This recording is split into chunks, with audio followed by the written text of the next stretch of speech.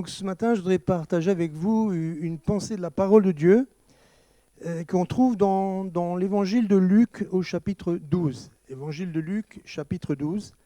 On lira à partir du verset 13. Évangile de Luc, chapitre 12, verset 13. Le Seigneur soit loué. Quelqu'un de la foule dit à Jésus, « Maître, dis à mon frère de partager avec moi notre héritage. » Il répondit à cet homme, « Qui m'a établi sur vous pour être juge ou faire des partages ?» Puis il leur dit, « Gardez-vous attentivement de toute cupidité, car même dans l'abondance, la vie d'un homme ne dépend pas de ce qu'il possède. » Et il leur donna une parabole. La terre d'un homme riche avait beaucoup rapporté. Il raisonnait en lui-même et disait, « Que ferai-je ? Car je n'ai pas de place pour amasser mes récoltes. Voici, dit-il, ce que je ferai. J'abattrai mes greniers, j'en bâtirai de plus grands, j'amasserai tout mon blé et mes biens.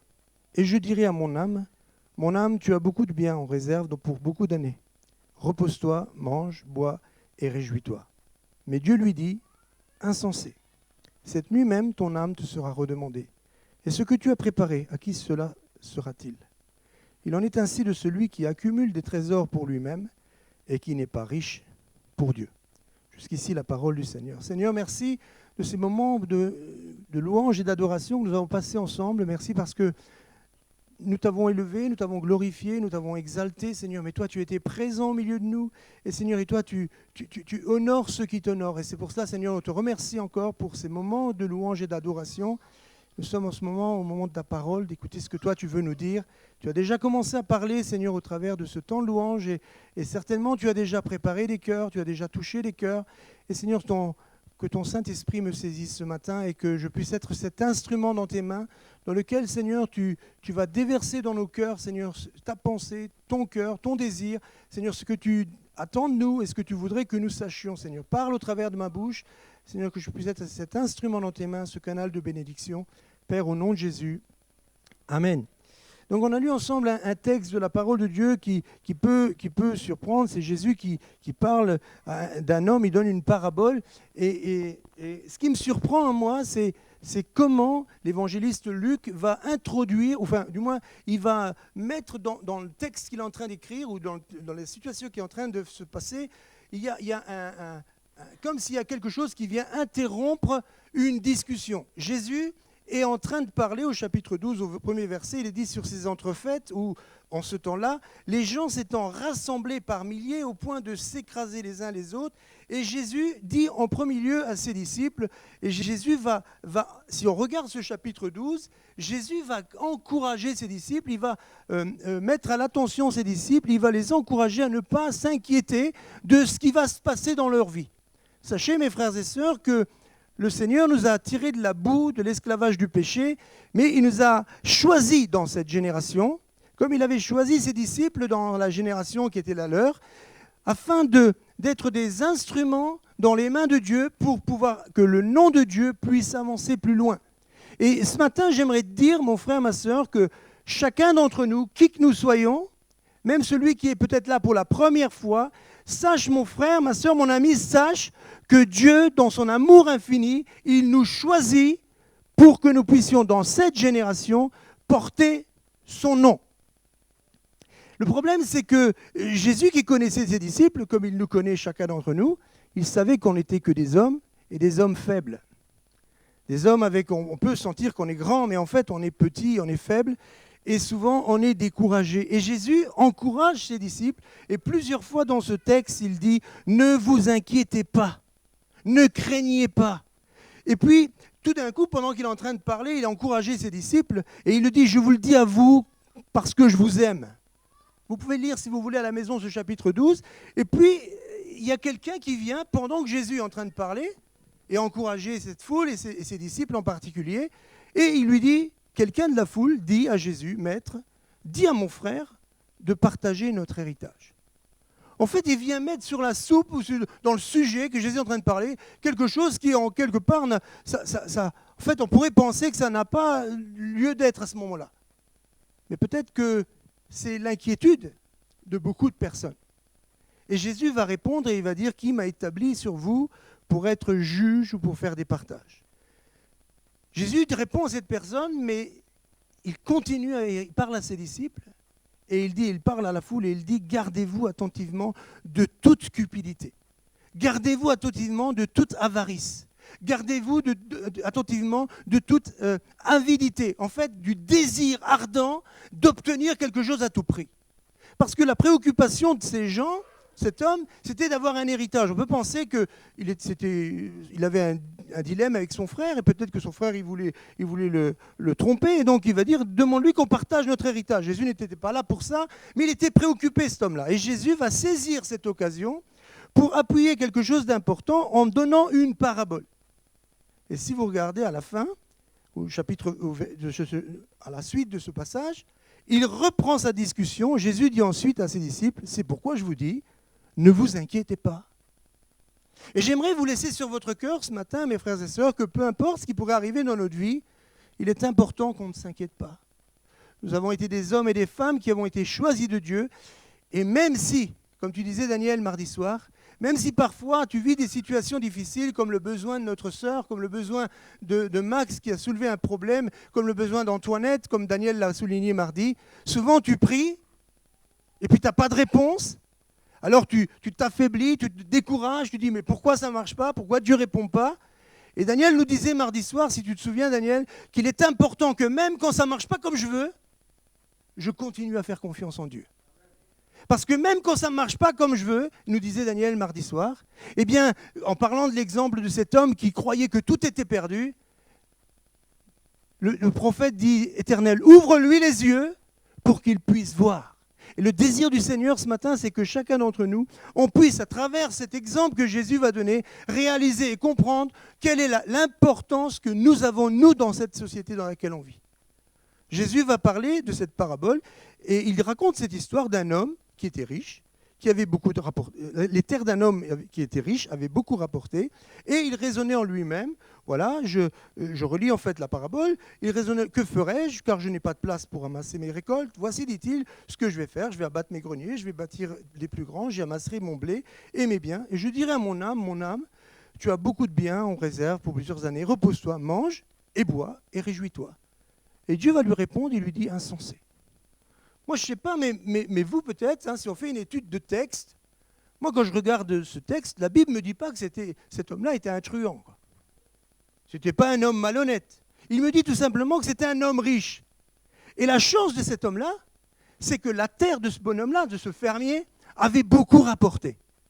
Est-ce que lui, il avait fait quelque chose de mal? Est-ce que la Bible me dit que cet homme-là, il avait fait quelque chose de mal, d'avoir semé et que sa terre avait beaucoup récolté. Vous savez, le semeur, il sème, et puis il dort. Hein, parce qu'il n'est pas derrière lui. Allez, pousse. Il n'est pas là. Hein. Il attend que ça se passe. Et en fonction que ça se passe comment? Ben, si c'est comme cette année, ben, la récolte... Hein. Mais si au contraire, il y a beaucoup de pluie qui tombe, ben, la récolte, elle se multiplie. Donc je peux dire, moi, qui lis ce texte, ben, si sa terre a bien rapporté, cet homme-là, il a planté, il a semé, si sa terre a bien rapporté, c'est qu'il a été béni de Dieu quand même. Vous n'êtes pas d'accord avec moi? Enfin, s'il pleut une bonne année, celui qui plante, il est content de la récolte qu'il va faire, quoi. Et puis ce bonhomme, il dit, on lit ensemble, il va raisonner en lui-même. Et il va se dire, ben, ma terre a beaucoup rapporté, qu'est-ce que je vais faire avec ça? Eh bien, j'ai pas de place pour ramasser mes récoltes. Alors il va réfléchir. C'est un homme réfléchi. C'est un homme qui raisonne. En fait, si on regarde un peu plus près, c'est un bon chef d'entreprise. Mais ce n'est pas un truand. La Bible ne me dit pas que c'est un truand. La Bible ne me dit pas que c'est un homme malhonnête. Pourtant, Jésus dira de lui, c'est un insensé. Et en fait, qu'est-ce qu'il va faire que Jésus va dire, c'est un insensé? Cet homme va dire, il raisonne, et il va dire, qu'est-ce que je vais faire? Ben voilà ce que je vais faire. Et on peut s'apercevoir que cet homme-là, le problème de cet homme-là, le problème de beaucoup d'hommes et de femmes dans notre vie, dans notre société, c'est que beaucoup trop de personnes, ils sont égocentriques. C'est-à-dire qu'ils pensent qu'à eux-mêmes. Et nous, mes frères et sœurs, nous vivons dans une génération aujourd'hui qui n'est pas du tout meilleure que cet exemple que Jésus donne. Cet homme, il dit, on le lit ensemble, il dit, qu'est-ce que je vais faire? je n'ai pas de place pour ramasser mes récoltes. Voilà ce que je vais faire. J'abattrai mes greniers. J'en bâtirai des plus grands. J'y amasserai mon blé, mes biens. En fait, il pense qu'à lui. Et il dit, oh, mon âme, réjouis-toi, mon âme. Tu as beaucoup de biens en réserve pour plusieurs années. Repose-toi, mange, bois et réjouis-toi. Vous pensez que Jésus est en train de reprocher à cet homme le fait qu'il soit riche? Vous pensez que Jésus est en train de reprocher à cet homme le fait qu'il ait beaucoup de biens? Je crois que Jésus n'est pas contre le fait que tu sois riche. Je crois que Jésus n'est pas contre le fait que tu aies beaucoup de biens. Le problème de cet homme, et le problème de beaucoup dans notre société, mes frères et sœurs, c'est qu'on pense trop à soi-même, à ce qu'on va faire, ce qu'on va gagner, ce qu'on va réussir, et on oublie, oh mon âme, réjouis-toi, mange et bois. Mais en fait, notre âme, ce n'est pas ce qui se passe là sur la terre. D'ailleurs, Jésus le dit bien, la vie d'un homme ne dépend pas de ce qu'il possède. Et le problème aujourd'hui, mes frères et sœurs, c'est qu'on vit dans une société, mes frères et sœurs, où on ne permet plus l'échec. Si on ressort un mot de ce texte, ce qui est important aujourd'hui, dans la société dans laquelle on vit, dans ce texte, c'est la réussite de l'homme, la réussite de notre vie. Et Jésus dira insensé, aujourd'hui même. Et qu'est-ce que Jésus va dire? Jésus dira insensé. Il en sera de même de celui qui accumule des trésors pour lui-même et qui n'est pas riche pour Dieu. Jésus ici fait un reproche, mais ce matin, ce n'est pas un reproche que le Seigneur il voudrait nous faire. Le Seigneur voudrait nous faire comprendre les uns et les autres, mes frères et sœurs, que nous sommes des hommes et des femmes qui avons été choisis dans cette génération justement pour porter le nom de Jésus dans cette génération. Et pour porter le nom de Jésus dans cette génération, mes frères et sœurs, pour porter le nom de Jésus, pour être le reflet de sa gloire dans cette génération, pour que nous puissions, mes frères et sœurs, répandre le parfum de Christ dans cette génération, nous ne pouvons pas être centrés sur nous-mêmes. C'est ce que Jésus voudrait nous dire. Jésus dira à ses disciples, vous pouvez le lire dans ce chapitre 12, ne t'inquiète pas de ce que tu vas manger, de ce que tu vas boire. Ne t'inquiète pas du lendemain. Regarde les fleurs des champs, regarde les oiseaux du ciel. Regarde comment j'en prends soin. Regarde Salomon. Eh bien, il n'y a pas une plante plus grande que Salomon de ces plantes qui ont été plus belles que la beauté de Salomon. Jésus voudrait te dire, mon frère, ma soeur, ne sois pas préoccupé de ce qui se passe dans la vie. Et si vous regardez aujourd'hui, à l'heure actuelle, dans le temps dans lequel nous vivons, notre pays, la France, elle est inquiète. Nos hommes politiques sont inquiets. Les médecins sont inquiets. Regardez tout autour de nous, tout va mal. Mais toi, Jésus t'a choisi dans cette génération où tout va mal. Ils ont fait cette réunion, il y en a beaucoup d'entre vous qui, comme moi, regardent les infos. Regardez ce qu'ils ont fait à Biarritz. Ce qu'ils pensent. Apporter une solution. Et frères et sœurs, Dieu voudrait te dire ce matin, à chacun d'entre nous, la solution, la réponse à toutes tes questions, la réponse à toutes tes interrogations. Tu ne vas pas la trouver dans les principes de ce monde. La cupidité, l'avidité, l'avarice. Mais tu la trouveras uniquement en celui qui t'a tellement aimé, en celui qui a donné le meilleur de soi-même. Il a donné sa vie pour que toi et moi nous ayons la vie. Mes frères et sœurs, ce que le Seigneur aimerait te dire ce matin, c'est quoi pour toi? C'est quoi pour toi la réussite? Qu'est-ce que c'est que la réussite pour toi? J'aimerais te poser cette question. C'est quoi la réussite? Si tu veux, tu peux me répondre. C'est quoi la réussite? L'amour pour les autres. Quelqu'un d'autre?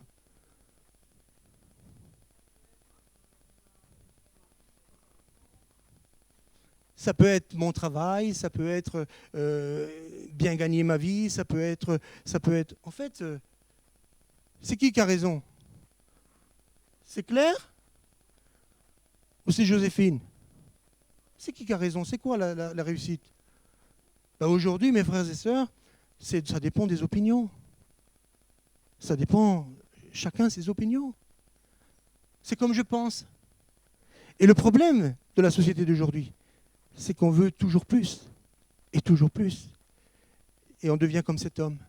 On oublie que nous avons été choisis pour porter le nom de Jésus dans cette génération. On a fait un sondage, c'est pas moi qui l'ai fait, on a fait un sondage, c'est la Sofres qui a fait un sondage, et on peut s'apercevoir qu'en réalité, on peut poser la question à n'importe qui. Mais 70% des Français ont dit que la réussite, c'est la famille. Et pourtant, la famille, laquelle famille? Mari et femme? Et les enfants? Père, mère et enfants? La famille recomposée? La famille hétérosexuelle? La famille homosexuelle? Mes frères et sœurs, c'est quoi la réussite? Alors oui, vous n'allez pas être d'accord avec moi, et je ne vais pas forcément être d'accord avec vous. La réussite, ça dépend de mon opinion. Et ce qui est important, mes frères et sœurs, c'est de comprendre ce que le Seigneur voudrait nous dire à travers ce texte. Mes frères et sœurs, je ne suis pas là ce matin pour vous dire et vous donner une recette pour que vous puissiez réussir dans votre vie. Vous allez me dire, toi tu penses comme ça et moi je pense comme ça. Ce matin, je voudrais simplement vous dire qu'il est important que nous puissions regarder à travers la parole de Dieu ce que Dieu attend de chacun d'entre nous. Il en est de même, dit le Seigneur, de celui qui accumule des trésors pour lui-même et qui n'est pas riche pour Dieu. Le désir du Seigneur, mon frère, ma sœur, toi et moi qui sommes là, c'est que nous soyons riches pour Dieu. Alors comment nous pouvons être riches pour Dieu? Comment nous pouvons réussir notre vie réellement, pas comme cet homme? Pourtant, je l'ai dit, je l'ai cité, on peut regarder, c'est un homme qui n'est pas malhonnête. C'est un homme qui a gagné sa vie parce qu'il a été certainement béni, il y a eu des pluies l'année-là, c'était super. Et pourtant, Jésus dira de lui que c'est un homme insensé. Ce matin, je ne voudrais pas vous donner une recette, ce n'est pas mon but. D'ailleurs, je n'aurai pas la réponse. Mais j'aimerais vous montrer à travers la parole de Dieu ce que Dieu voudrait que nous puissions réellement comprendre. Toi et moi, dans cette génération du 21e siècle, cette génération où c'est du chacun pour soi, cette génération où on ne pense plus du tout à l'autre, c'est amasser, amasser, amasser, cette génération où il n'y a plus de valeur, eh bien j'aimerais te montrer, mon frère, ma soeur, à travers la parole de Dieu, à travers un exemple dans lequel la Bible nous en parle, c'est dans le livre de l'Évangile de Luc au chapitre 19, il nous est raconté une histoire d'un homme qui, lui, a réussi dans la vie. Et qui a réussi dans la vie, qui a entendu dire à la fin de sa vie, non pas insensé, mais il a entendu dire aujourd'hui, le salut est entré dans cette maison. Ou même, il a entendu comme certains, comme un passage de la Bible, on entend Jésus dit, bien bon et fidèle serviteur. Il est parlé dans l'évangile de Luc du chapitre 19 d'un certain homme du nom de Zachée. Vous connaissez cet épisode, Zachée. La Bible nous dit que c'est un homme qui avait réussi dans la vie. C'était un homme du nom de Zachée qui était un chef des péagers et qui était riche. Alors vous savez, c'est un homme qui manquait de rien. Il avait tout ce qu'il voulait. C'est un homme qui était riche et il était chef. Quelle place qu'il avait, quelle position il avait importante. Il est dit, dans la parole de Dieu, il est dit, c'est un homme qui avait réussi dans la vie. Il porte le nom de Zachée. Zachée veut dire, en araméen, ça veut dire un homme pur. Sauf que Zachée, c'était un homme pur. Mais c'était un pur malhonnête. Parce que c'était un homme qui était un péager, c'est-à-dire collecteur d'impôts. C'est-à-dire que c'était un homme qui se faisait son salaire sur le dos des autres. Alors vous allez me dire, ça existait à l'époque. C'était normal à l'époque. On aurait dit aujourd'hui que c'était un collabo. C'est quelqu'un qui travaillait avec les Romains. C'est-à-dire qu'il encaissait de l'argent pour retirer les collectes des impôts. Et en plus, à la fin, eh bien, il prenait son salaire. Mais lui, c'était le chef des péagers. Donc, il prenait le salaire des salaires. Donc, c'était quelqu'un qui avait certainement réussi dans la vie. Et on pourrait dire, quelle chance il avait cet homme-là. Il avait beaucoup d'argent, il avait une bonne place, une bonne position, et il était riche. Il était riche pour ce monde. Mais il était pauvre à l'intérieur. Il lui manquait quelque chose. Et peut-être que nous, au milieu de nous, il y a des hommes et des femmes qui sont riches extérieurement, qui ont tout ce qu'ils veulent intérieurement et extérieurement. Mais au fond d'eux-mêmes, il leur manque quelque chose. Il leur manque l'essentiel, il leur manque la chose la plus importante. Et Zachée l'avait saisi, Zachée l'avait compris. Même tout ce qu'il avait, ça ne pouvait pas lui suffire pour pouvoir dire j'ai réussi ma vie. Il lui manquait quelque chose. Et peut-être qu'au milieu de nous, il y a des hommes et des femmes qui leur manquent quelque chose. Et Dieu est là ce matin pour te dire, la solution, je suis là pour te l'apporter.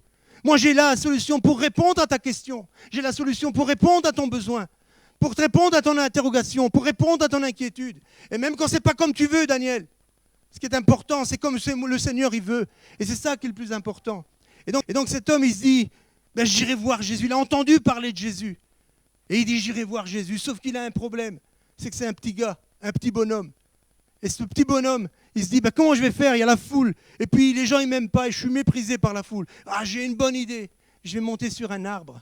Et là, sur l'arbre, un grand sycomore, un arbre feuillu où on ne voit pas. Moi, je vais voir Jésus. Et là, quand il est sur cet arbre, il croit que personne ne va le voir. Mais Jésus le voyait. Et je voudrais te dire ce matin, mon frère, ma soeur, tu es là dans cette salle aujourd'hui. Et Jésus te voit. Moi, je te vois extérieurement, mais lui, il te voit à l'intérieur. Et lui, il connaît ton cœur. Et lui, il connaît ton besoin. Et il sait ce que tu as au plus profond de toi-même, tu as besoin. Et il voudrait comme cet homme. Il s'approche de lui. Cet homme, il était persuadé que personne ne le voyait. Mais Jésus s'approche et lui dit, Zachée, descends, car il faut que je demeure dans ta maison. Zachée, descends, car je suis là pour répondre à ton besoin. Je suis là pour t'apporter la solution.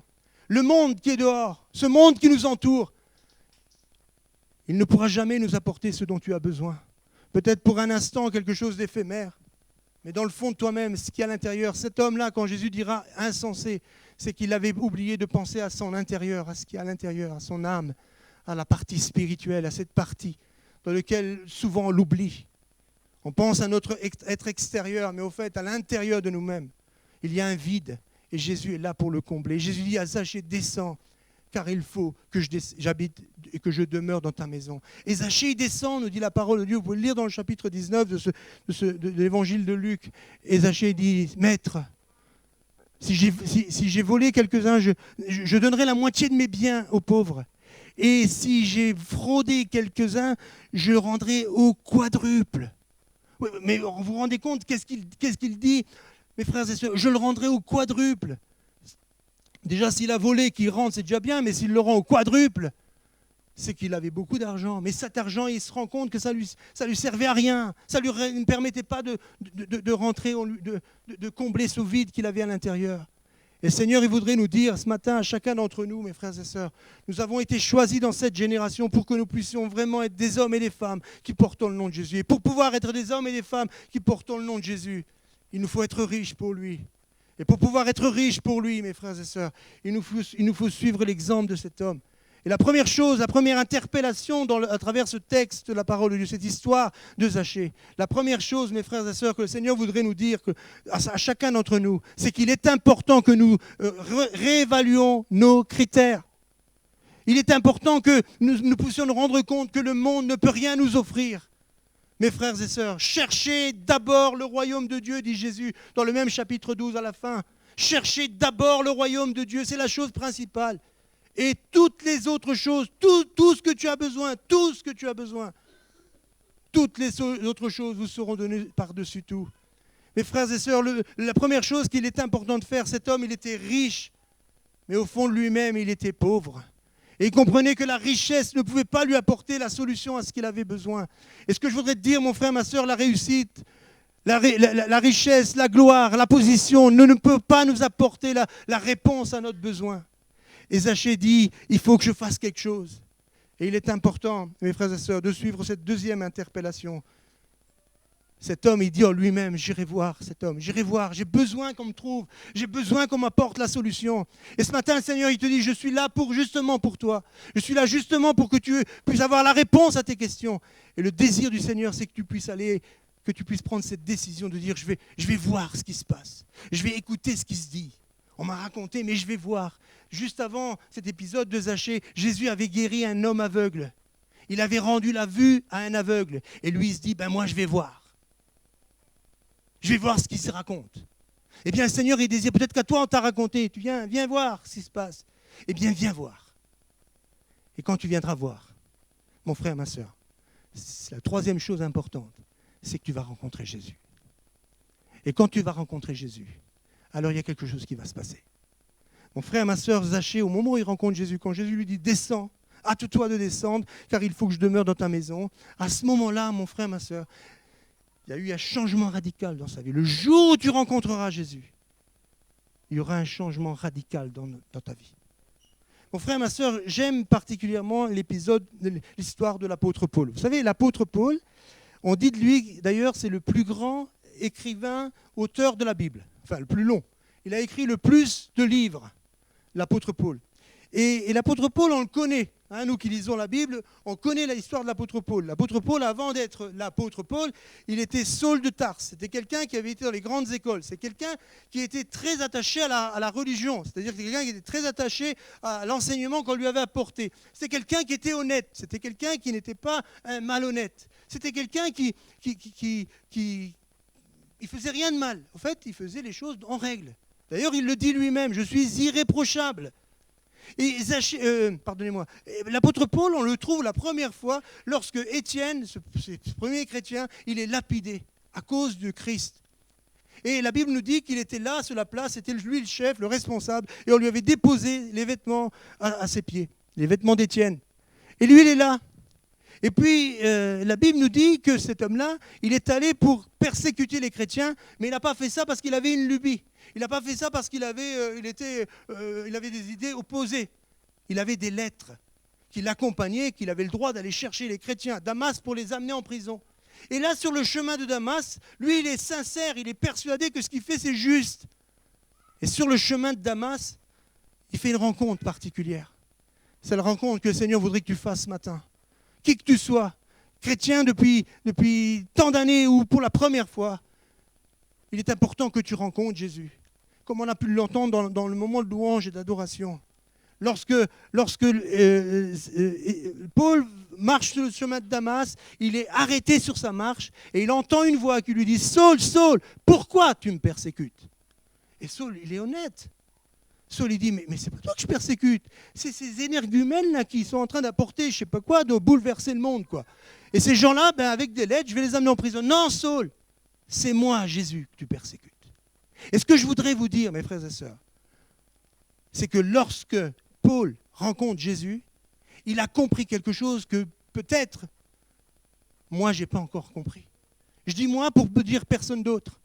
Mes frères et sœurs, on l'a entendu tout à l'heure, dans la prière, lorsque je l'ai entendu, je me suis dit, Seigneur, merci pour ce que tu dis. Lorsque Paul rencontre Jésus, Jésus dit, c'est pas eux que tu persécutes, c'est moi qui suis en train de persécuter. La Bible dit que lorsque tu fais quelque chose de bien à ces petits-là, c'est à moi que tu le fais. Et lorsque tu donnes une gifle à Anne-Claire, parce que je te vise Anne-Claire, pardon, c'est à moi que tu le fais. Lorsque tu mets une gifle à Samuel, c'est à moi que tu le fais. En fait, mes frères et sœurs, l'apôtre Paul, à ce moment-là, il a compris l'amour que Jésus avait pour son Église. Vous savez, l'apôtre Paul, il a été cet homme qui a été quelqu'un de percutant. Partout où il passait, il implantait des églises. Même la Bible dit qu'il voyageait et lorsque les malades étaient approchés de lui, ils étaient guéris. Waouh, quel homme! Et je voudrais vous dire, qu'est-ce qui a fait cette différence? Qu'est-ce qui a permis à l'apôtre Paul d'être cet homme aussi puissant, à vouloir à implanter des églises, à être quelqu'un qu'on pourrait dire, cet homme-là, il a réussi. Quand on regarde la vie de l'apôtre Paul, il a fini en prison, l'apôtre Paul. Et sa vie s'est terminée en prison. Mes frères et sœurs, vous savez ce qui a fait la différence? Ce n'est pas toute sa connaissance, ce n'est pas toute sa position. Il était un grand chef. Il avait tout ce qu'il voulait, il le dit lui-même. Il était irréprochable. Mais il dit tout ça, moi ça m'est complètement égal. Il le dira dans les Philippiens au chapitre 3. Tout ça m'est complètement égal. Ce qui m'intéresse à moi, c'est de gagner Christ et la communion de ses souffrances. C'est ça qui est important. Vous savez quoi, mes frères et sœurs? Lorsque l'apôtre Paul a rencontré Jésus, sa vie a été changée. Il a compris combien Christ aimait l'Église. Et l'apôtre Paul, ce qui a motivé son ministère, ce qui a motivé son travail, c'est la passion qu'il avait pour l'Église. Et quand je parle de passion, mes frères et sœurs, ce n'est pas la passion du football. Ce n'est pas la passion de la musique. J'aime la musique à fond, j'aime le football à fond, j'aime le sport à fond, j'aime la piscine à fond. Non, il est passionné comme la passion du Christ. C'est qu'il était amoureux de l'Église. Et il était prêt, où elle est Alessandra, il était prêt à donner sa vie pour son Église. Il était prêt à souffrir. C'est pour ça que l'apôtre Paul il a accepté. Parce qu'il comprenait que aimer l'Église, c'est accepter aussi de souffrir. On a entendu tout à l'heure, mes frères et sœurs, dans la prière, je l'ai souligné, je le répète, Jésus est allé chercher la brebis perdue. Cette brebis qui était tout loin, il a laissé les 99, il est allé la chercher. Mes frères et sœurs, Jésus, le Fils de Dieu, il a laissé la gloire. Et vous savez ce qu'il a fait? Il a accepté de perdre sa vie. Il a accepté, pardonnez-moi de le dire, il a accepté l'échec. Sa vie a été un échec. Il est mort sur une croix, crucifié comme un malfaiteur. Il est mort sur une croix comme les plus mauvais personnages, les esclaves qui s'enfuyaient étaient crucifiés. Et lui, il a été crucifié comme un malfaiteur. Sa vie a été un échec.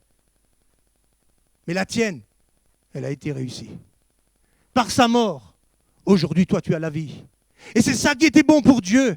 Et le désir du Seigneur, mon frère, ma sœur, c'est que tu sois comme l'apôtre Paul, un homme passionné pour l'Église. C'est-à-dire, peu importe ce que les gens peuvent penser, peu importe ce que les gens veulent dire, je veux être passionné pour l'Église, parce que Christ aime l'Église, et il t'aime d'un amour sans condition, qui est pour nous quelque chose de déraisonnable. Pourtant, il l'a fait. Qui d'entre nous serait prêt à sacrifier sa propre vie pour un autre? Jésus l'a fait. Il l'a fait parce qu'il t'aime. Il ne veut pas que tu finisses dans la géhenne. Il ne veut pas que tu finisses perdu pour toute l'éternité. Il désire te donner une place qui est dans le royaume de Dieu. Cette place qu'il a préparée pour chacun d'entre nous. Mais pour ça, mes frères et sœurs, il te faut rencontrer Jésus. Il nous faut rencontrer Jésus. C'est ce qu'avait compris Zachée. Lorsqu'il rencontre Jésus, eh bien, sa manière d'agir, sa façon de penser a été complètement changée.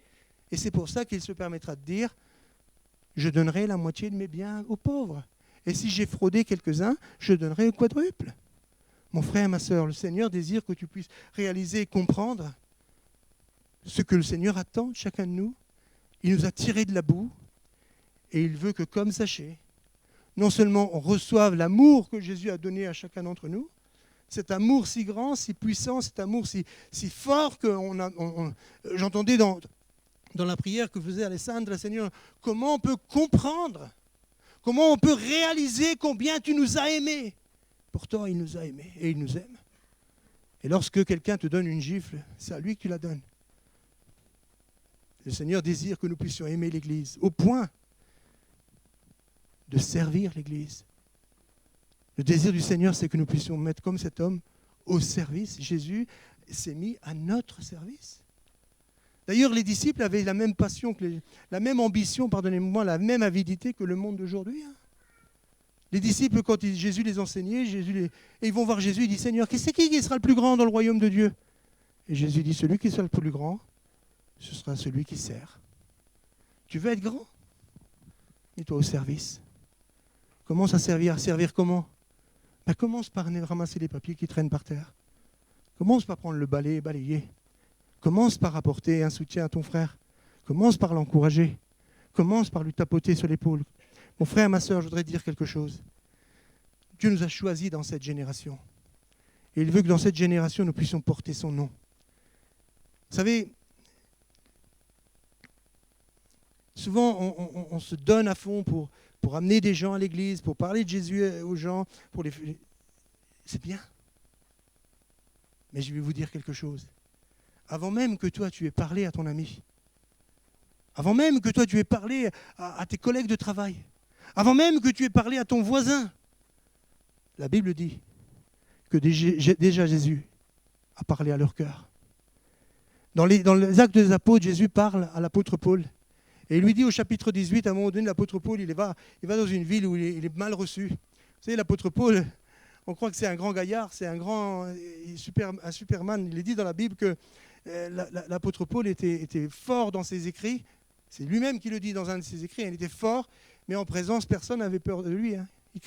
Personne ne le craignait. C'était un petit gars. D'après les livres apocryphes, ce qu'ils racontent, c'était un petit bonhomme. Il était petit, ce n'était pas un grand gaillard musclé. Il était dégarni, il avait des jambes marquées et il avait un nez crochu. Alors, vous savez, il n'attirait pas la foule. Pourtant, ses écrits étaient pertinents. Et pourtant, l'apôtre Paul, à un moment donné, dans une ville, il est découragé. Comme toi, tu peux être découragé. Comme toi, devant les épreuves et les difficultés, tu peux te poser des questions et être découragé. Jésus te répète, sois sans crainte. Et un jour, Jésus, voyant Paul qui est découragé, Acte chapitre 18, Dieu dit à l'apôtre Paul, Paul, sois sans crainte. Je suis avec toi. Parle et ne te tais pas. Parle. Fais connaître mon nom à cette génération. Fais connaître Sois le parfum de Christ. Parle. Car j'ai dans ce monde, dans cette ville, j'ai un grand peuple. Avant même que tu parles, j'ai déjà un grand peuple. J'ai un peuple qui est préparé à recevoir le message. Et c'est pour ça que le Seigneur nous appelle à chacun d'entre nous, mes frères et sœurs, à être ces hommes et ces femmes qui soyons des porteurs de son nom. Des hommes et ces femmes qui, notre préoccupation, c'est justement celle d'être riches pour lui. Notre préoccupation, c'est de refléter la gloire de Dieu. Parce que Jésus nous aime tellement. Il nous aime d'un amour sans condition. Et ce que j'aimerais te laisser sur ton cœur ce matin, mon frère, ma sœur, et toi, mon ami, j'aimerais te dire, l'amour de Jésus dépasse ta compréhension. L'amour de Jésus pour toi, mais aussi pour cette génération. Aussi pour ce monde qui attend des solutions. La solution, elle ne viendra pas des hommes politiques. La solution, elle ne viendra pas de nos chefs d'entreprise. La solution, elle viendra de l'Église. Et c'est ce que le Seigneur voudrait te faire comprendre ce matin. C'est pour ça qu'il t'a choisi. Tu peux penser que c'est difficile, mais lui, il t'a choisi. Et il veut t'équiper. Et pour cela, mon frère, ma sœur, comme Zachée, apprends à ne pas t'appuyer sur les choses de ce monde. Apprends à ne pas suivre les critères du monde. Car c'est ce que le monde veut, en nous éloignant de Dieu. Mais mon frère, ma sœur, comme Zachée, apprends et rencontre Jésus. Fais cette rencontre particulière. Tu as entendu parler de lui ? Fais cette rencontre particulière. Ta vie sera changée, ta vie sera transformée. Ta préoccupation, même si les problèmes arrivent, Daniel, comme tu l'as dit, je me permets de te le dire, même si elles arrivent, même si ce n'est pas comme je veux, sache que c'est comme lui veut. Et comme lui veut, c'est toujours mieux que comme moi je veux. C'est pour ça que j'aimerais te laisser sur ton cœur ce matin, mon frère, ma sœur. Le monde voudrait, vous savez, comme l'histoire d'Ulysse. Vous connaissez l'histoire d'Ulysse, hein ? Ulysse, il devait s'attacher à son mât pour ne pas entendre les sirènes qui l'attiraient vers les récifs. Ah, c'est l'histoire qui raconte ça. C'est peut-être une fable, j'en sais rien. Eh bien, toi, il te faut rester attaché à Christ. Vous savez pourquoi ? Parce que les sirènes, même si dans le fond, elles n'existent pas, en vrai, combien de paroles te viennent dans tes oreilles ? Combien le diable, l'adversaire, il vient te souffler dans tes oreilles pour essayer de te détourner ? Reste attaché à Christ. Celui qui t'apportera, le seul qui pourra t'apporter la paix et la joie, comme on l'a entendu dans la prière. Celui qui relève, celui qui restaure, celui qui console, celui qui nous promet un héritage dans la gloire. Il a préparé quelque chose de bon pour chacun d'entre nous. Et ici, sur cette terre, il désire que nous puissions, jour après jour, toujours lui faire confiance et ne pas s'appuyer sur les raisonnements des hommes, ne pas s'appuyer sur les opinions du monde, mais nous appuyer sur ce que Christ nous dit. Mon frère, ma sœur, Christ, il a donné sa vie pour toi. Il a payé de sa vie pour que toi, tu aies la vie. Et disons dans la prière ce matin, mes frères et sœurs, Seigneur, fais-moi être comme cet homme Zachée. La vie nous offre plein de moyens d'être riches, plein de moyens de réussir. Mais tout ça ne nous amènera à rien. Daniel disait encore mardi soir que les hommes les plus riches de la planète, ce sont ceux qui sont les plus malheureux. Et même ceux qui se suicident. La richesse du monde, elle ne peut pas apporter la paix et la joie. Elle fait du bien peut-être, mais elle ne peut pas nous apporter la paix et la joie. Mes frères et sœurs, mais la paix en Jésus-Christ, l'amour en Jésus-Christ, la réussite en Jésus-Christ, être riche pour Dieu. Disons-lui dans la prière, Seigneur, permets-moi de te rencontrer et de pouvoir faire cette expérience qu'a fait Zachée, de pouvoir faire cette expérience qu'a fait l'apôtre Paul. Lorsqu'il a rencontré Jésus, sa vie a été complètement changée. Sa vie a été complètement transformée. Sa vision a été différente. Le désir du Seigneur, mon frère, ma sœur, c'est que notre vision puisse être différente. Afin de voir, mes frères et sœurs, que le monde qui est dehors, il a besoin de rencontrer Jésus. Et vous savez comment il va rencontrer Jésus, le monde ? Vous savez comment il va le rencontrer ? Oh, bien sûr, Jésus peut intervenir et parler directement à son cœur. Mais le monde va connaître Jésus. La Bible dit, le monde verra que nous sommes chrétiens. Clair, par l'amour que nous avons les uns pour les autres. C'est le seul moyen que le monde puisse voir que je peux leur baratiner, leur parler. Ça n'a pas de sens. Si mes actes, vous savez, les paroles et les actes aujourd'hui, elles ne suivent plus du tout dans le monde dans lequel on vit.